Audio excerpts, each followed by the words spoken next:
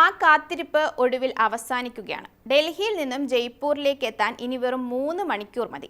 2016 കോടി രൂപ ചെലവിൽ നിർമ്മിച്ച പുതിയ ഗ്രീൻഫീൽഡ് ഹൈവേ 2 നഗരങ്ങൾക്കിടയിലുള്ള യാത്രാ സമയം വെറും 3 മണിക്കൂറായി കുറയ്ക്കും. ഇതോടെ ഇന്ത്യ വികസന പാതയിൽ ഒരു പൊൻതൂവൽ കൂടി നേടുകയാണ്.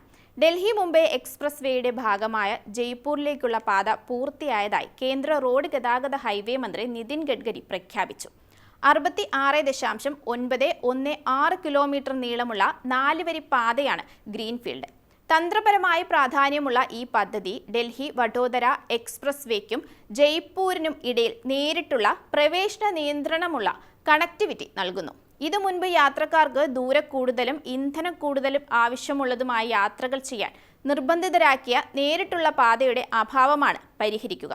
പുതിയ പാത ഡൽഹിക്കും ജയ്പൂരിനും ഇടയിലുള്ള യാത്രാസമയം 3 മണിക്കൂർ 45 മിനിറ്റിൽ നിന്ന് 3 മണിക്കൂറായി കുറയ്ക്കുമെന്ന് പ്രതീക്ഷിക്കുന്നതായാണ് മന്ത്രി പറഞ്ഞത്.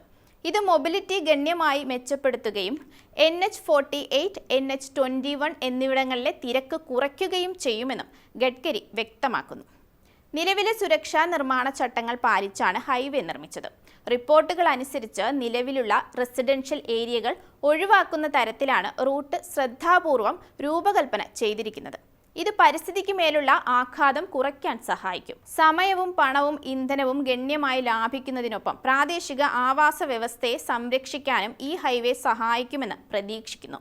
NH48, NH21 പോലുള്ള പരമ്പരാഗതവും തിരക്ക് ഏറിയതുമായ റൂട്ടുകൾ ഒഴിവാക്കി പുതിയ എക്സ്പ്രസ് വേ പാത നേരിട്ട് ജയ്പൂരുമായി ബന്ധിപ്പിക്കുന്നു.